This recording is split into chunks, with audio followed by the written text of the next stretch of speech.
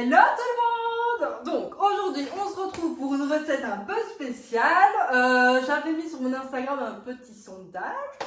Alors la plupart des gens ont répondu qu'ils voulaient plutôt un plat familial.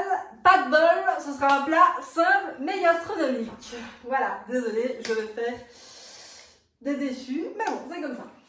Bon, alors aujourd'hui on va faire un œuf mollet frit avec une petite crème de courgettes brocoli.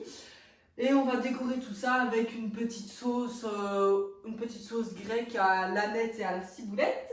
Et on va décorer avec des petites crevettes grises et du bacon. Voilà, enfin vous verrez tout ça au fur et à mesure de la recette. Alors, ce qu'il faudra, du panko. Si vous n'en trouvez pas, c'est pas grave, vous prenez juste de la chapelure. Il faudra donc de l'huile de friture et bien évidemment la friteuse. Mais si vous n'avez pas, c'est pas grave. Il suffit juste de mettre de l'huile dans une casserole et voilà, ça fera office de friteuse. Évidemment, il faut des œufs, hein. Il faut aussi un yaourt grec.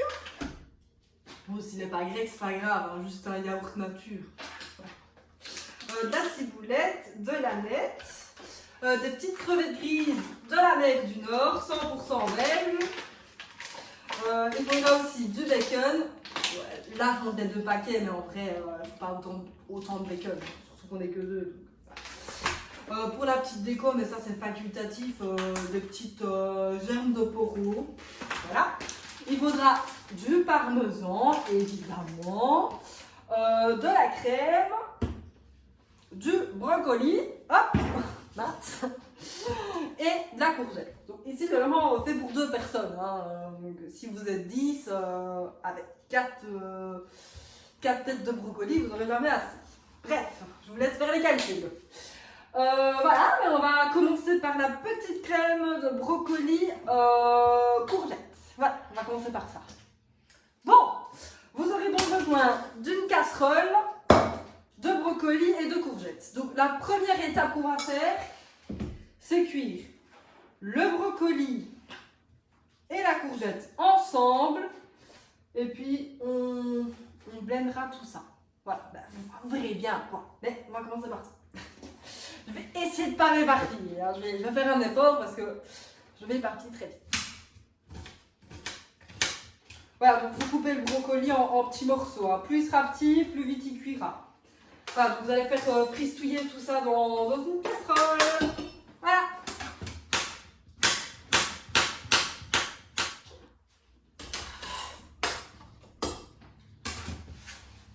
J'espère que vous n'allez pas m'en vouloir, mais je me suis dit pourquoi pas ajouter ça. C'est un petit truc Knorr. Ouais, j'avoue, en fait, dans toutes mes vidéos, je parle de Knorr. Voilà, je fais pas une pub pour Knorr, hein. Tout de suite. C'est juste que ça apporte un peu plus de goût. Donc on va rajouter ça. Voilà. Ça donnera un petit goût. Voilà. On va même ajouter un peu de vin blanc, tiens. Voilà. Au niveau des épices, on va mettre du poivre. Là, je vais pas mettre de sel parce que j'ai mis le petit truc Knorr. Mais si vous n'avez pas mis le Knorr, mettez un peu de sel. Et si vous avez de l'ail en poudre, n'hésitez surtout pas. Moi, je n'en ai plus, donc on fera sans. Une fois que ça crépite, on va déglacer au vin blanc. Je suis désolée, c'est un peu un flop, ça n'a pas vraiment fait le bruit que je voulais, mais c'est pas grave. Si vous n'avez pas de vin blanc, pas de panique, hein, moi c'est juste un petit plus, parce que ça donne meilleur goût. Voilà, donc maintenant vous allez cuire tout ça à feu moyen, mais pas trop lent, hein. Plutôt un moyen plus. Et vous allez cuire ça à couvert, enfin avec un couvercle.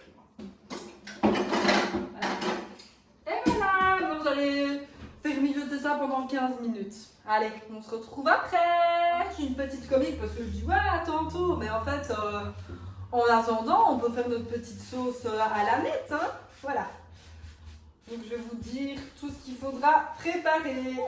Pour la petite sauce à l'aneth, on va prendre donc le yaourt nature.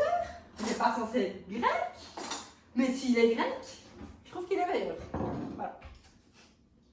Alors moi ici je vais prendre qu'une demi, hein. Voilà. Maintenant Si vous êtes plus, mettez plus. Voilà. Ensuite, on va couper le citron et on va mettre un petit peu de citron. On poivre. On ajoute le sel. Un peu d'épices pili-pili là, pour relever un peu la chose. Maintenant, on va ciseler la ciboulette et couper la lettre, et puis on va mélanger tout ça, et c'est déjà prêt.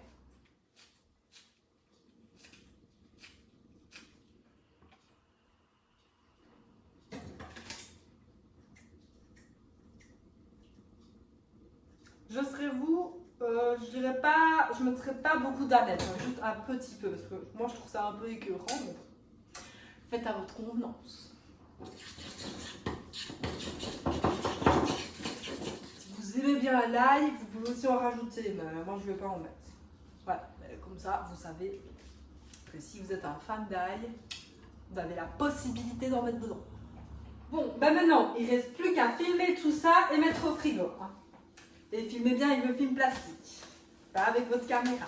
Ça ne sert à rien, ça ne va pas le garder plus frais.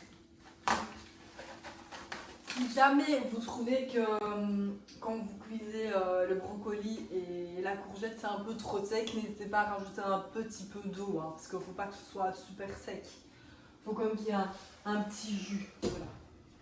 Comme ça vous savez, parce que moi j'ai mis le vin blanc, mais si vous n'en avez pas mis, il n'y a pas de liquide du coup. Vous mettez un peu d'eau. Bon, en attendant, je vais vous expliquer un peu la suite de la vidéo. Donc ici, on va attendre que ce soit cuit. Puis une fois que ce soit cuit, ben, on va blender tout ça. Et puis on va réserver voilà, de côté. Et après, on pourra faire donc l'œuf mollet. Mais attention, parce que ce serait un peu une étape un peu délicate. Hein. J'attends de vous que vous soyez délicat. Donc il faudra faire l'œuf mollet, puis le pané et puis le frire. Mais le truc, c'est que il faut qu'après qu'on les pané, qu'on les cuit et tout, que quand on le coupe, ça coule. C'est là toute la difficulté de la recette.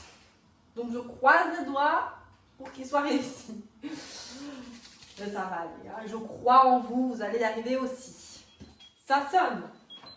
C'est que c'est prêt. Je mets un petit peu trop fort, vous voyez. Voilà, ben là c'est bon à... c'est cuit. Donc maintenant on va mettre tout ça dans le blender, on va ajouter donc la crème liquide.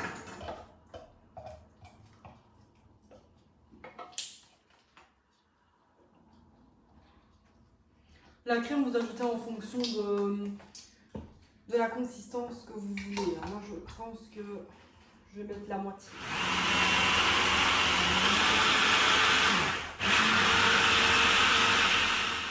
Bon, vous voyez là j'avais un peu une texture purée, donc j'ai rajouté un peu de crème pour que ce soit vraiment plus liquide, quoi. Ça va pas liquide comme de l'eau, mais entre les deux. Désolée, je suis pas précise, je sais, c'est mon défaut. Let's go! Bon ben, Julie Boulet, le retour. Je me suis cachée. Voilà, faites pas comme moi. Soyez propre. C'est quand même super bon. Par contre, le bouillon Knorr est quand même fort salé, donc voilà. Je trouve ça un peu salé, mais bon, moi j'adore le sel, donc pas de soucis pour moi. Mais je trouve ça quand même super bon. Oui, franchement, j'aurais quand même pu vous montrer la texture du truc, hein, quand même. Ah bon. Donc voilà, c'est quand même épais. C'est un peu comme un velouté, quoi. Voilà. Maintenant, on peut réserver. Maintenant, on va passer à l'œuf. Ah, donc là, on va juste griller le bacon. Rien de bien compliqué. Pendant que le bacon cuit, on va déjà faire bouillir de l'eau. Comme ça, il n'y aura plus qu'à ajouter les œufs dedans et après, on pourra paner.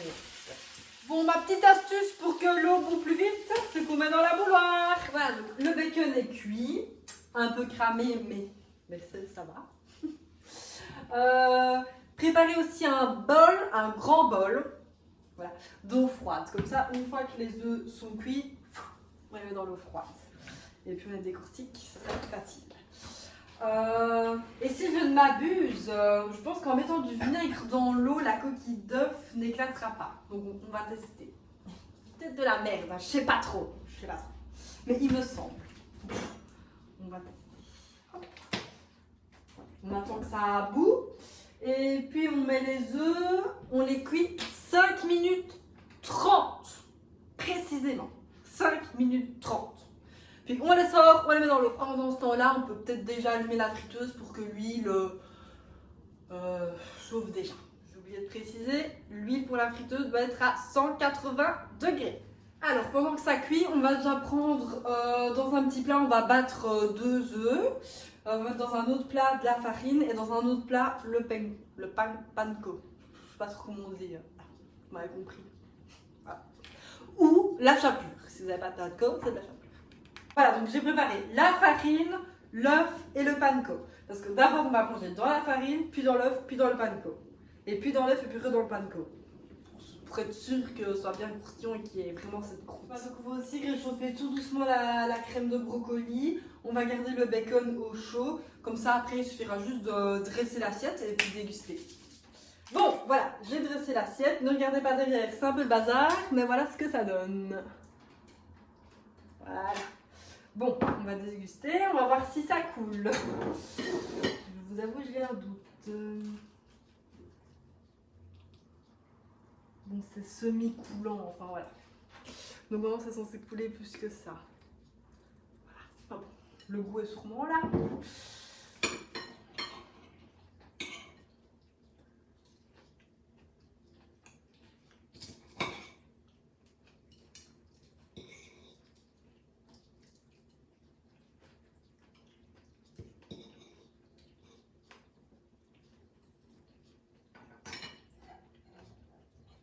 Franchement, le petit mélange de crevettes, bacon avec l'œuf et le brocoli, c'est trop bon. Voilà. Bon ben, n'hésitez pas à partager la vidéo, à mettre un petit like et on se voit pour la prochaine vidéo. Ciao, ciao!